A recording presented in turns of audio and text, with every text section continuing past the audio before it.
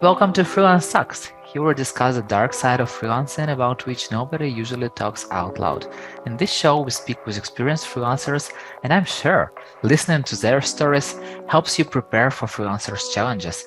My name is Yuri. I'm a community builder at Code Control and 9am.works, and my guest is Eryn Peters, a freelance marketing, community, startup growth, and change management expert, future of work evangelist, and a retired digital nomad. Welcome, Eryn. Thank you so much for having me. I'm really excited to be here. Super happy to talk to you. And let's start with the beginning. What is the most challenging part of being a freelancer for you? Absolutely. I think it's, estimating how much you're capable of taking on without sacrificing everything else in your life. So I think it's very common for most freelancers to want to take every opportunity as it comes up because it's really hard to have that foresight of opportunities, at least in my line of work. So sometimes I go, yes, that's so exciting, let's do it. And then another great one comes along and I go, if I say no to this project, will anyone invite me back on another project? So I take on more and more and it gets hard to manage and it can be quite overwhelming sometimes. So I think that's the hardest part is how do I have foresight into my revenue enough that I know what I should take on and how much and when. There's kind of saying like, if I miss this train, maybe the next train is even better. Right. Does it work for you that way in with projects? I think oftentimes I find that there's a lot of momentum from projects, and I'm very lucky that I have a lot of referrals in my line of work. So oftentimes getting one project now means getting a few other projects later. So it's hard to say no to that when you know that, hey, I could crush this project, knock it out of the park, and then I could get more work from it later on. So it's hard. It's still hard to know. Yeah. And as a freelancer, what is the most time-consuming thing you must deal with? Admin. Whether it's answering various emails, making sure you're keeping up with your consistent personal brand, if it's posting on social media, prospecting for the next work while you're still finishing your current work, all of the kind of general day-to-day stuff is the hardest. I think for me, it's very rare that the work itself that I'm actually doing is the hardest part. How do you find time to build your personal brand while having all those projects? I don't often, if I'm being honest. And I think, a lot of my friends who are in the creative space or designers as well will often tell you like their portfolio is never up to date because like same with the hairdresser, they never have their hair freshly done, right? So I think it's really tough when you're working on projects and you're talking to a lot of people to want to sit down and focus on selling yourself. And I also think that it's tough to kind of do that a little bit sometimes because, oftentimes you're told you should be humble, you should do everything else, and building a personal brand and selling yourself means putting yourself out there and being your own biggest cheerleader, which can be pretty uncomfortable sometimes. Yeah, it's, kind of like, hey, go. But look at me, look how great I am. Yeah, it's weird. Yeah, but still. Yeah. And okay, so it's the most time-consuming thing, but what is the most nerve-consuming thing? Gosh, yeah. I think the thing that could be the most stressful is some of that foresight, as I mentioned before, of going, am I going to have consistent revenue, especially for shorter project-based? But the other thing I think that keeps me up at night is definitely when you have to collaborate with new people. Because I know my quality of work and how it's going to go. I have some absolutely incredible freelancers that I've worked with many times and will always refer work to and trust them implicitly. But I think when you are first forming a team, whether it's with other freelancers or even people in-house, you're still kind of feeling out how everybody communicates and how they work and what their preferences are. And I find that can have a large emotional and mental tax on you in addition to all of the work itself. So I often find myself thinking through a lot of scenarios before they even happen, just going, okay, how can I make sure that this person's happy with that, but also that other person's happy with that other thing?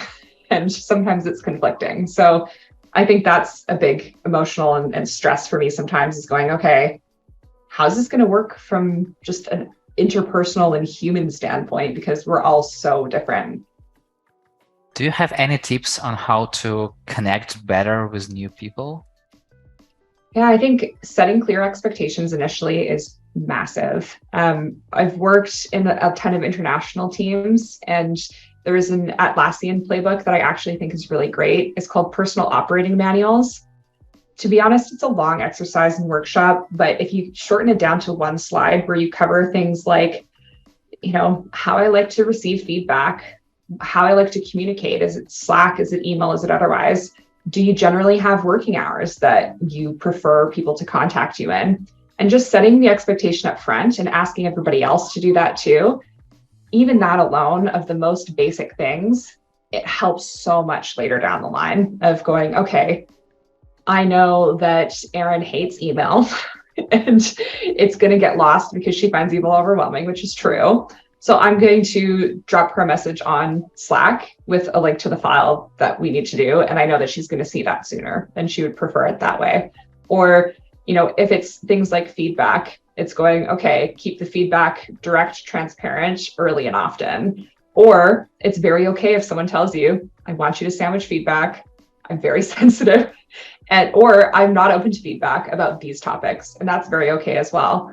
So I think setting the expectation and having a conversation about how you want to work together at the beginning is so much easier.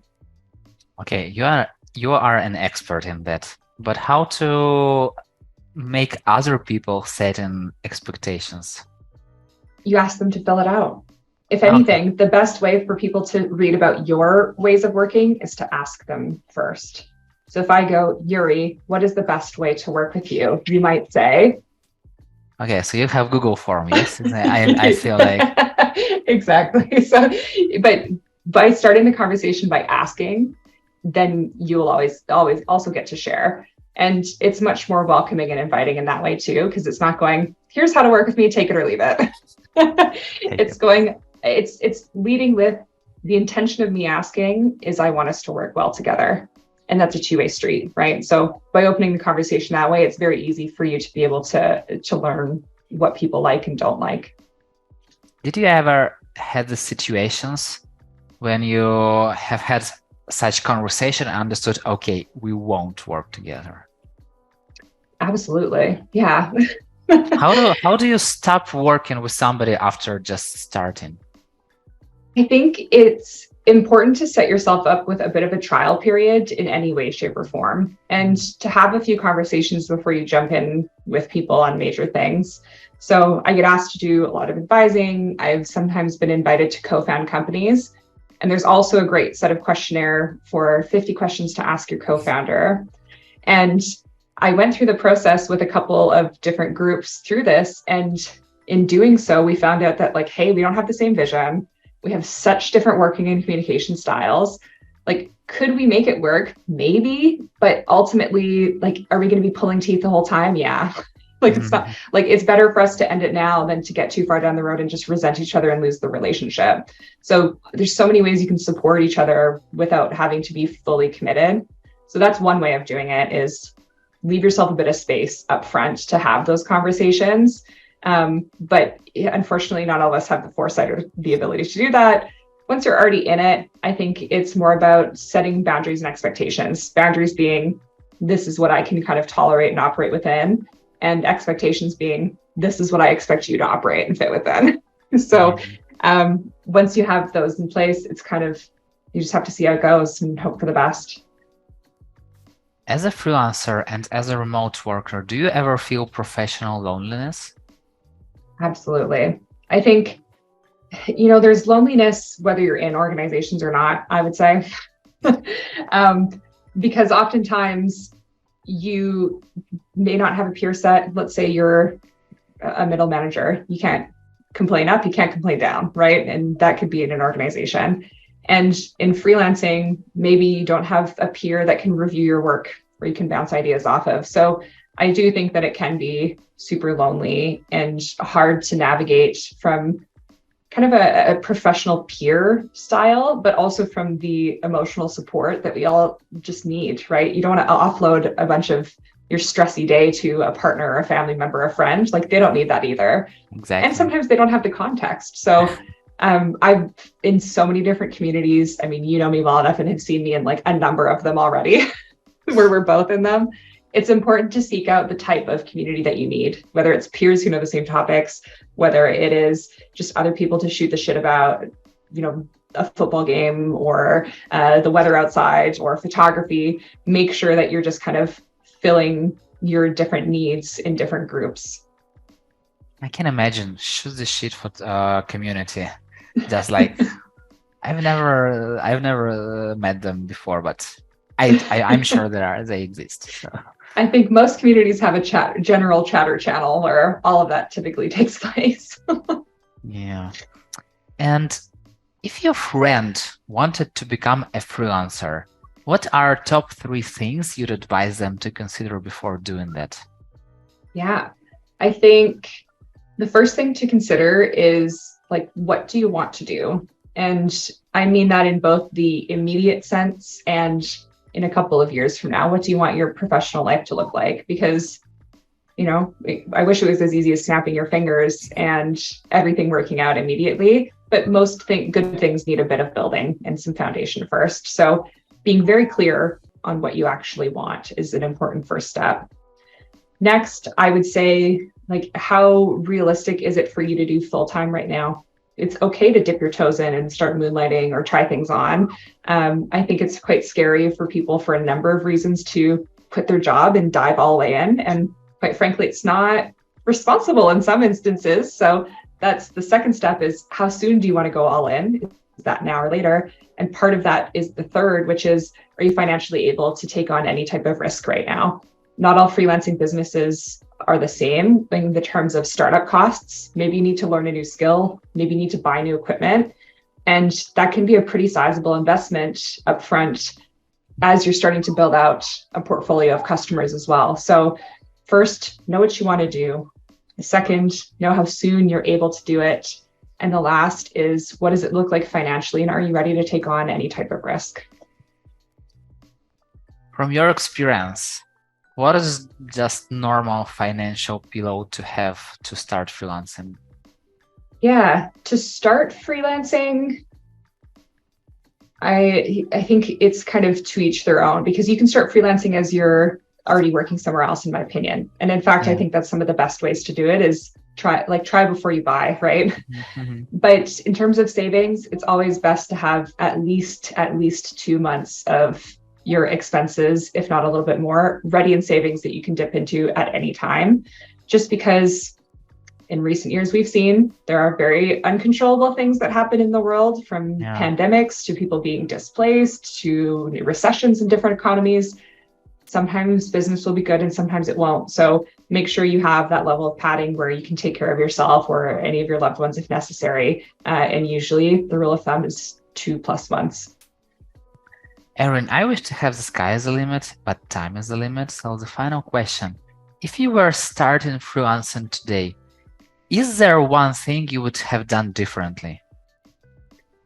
Yes, I think I would have trusted myself more. And I think it took me too long to realize that I actually do have something very unique to offer. And I think that's such an important part of freelancing, is having your niche in a different area.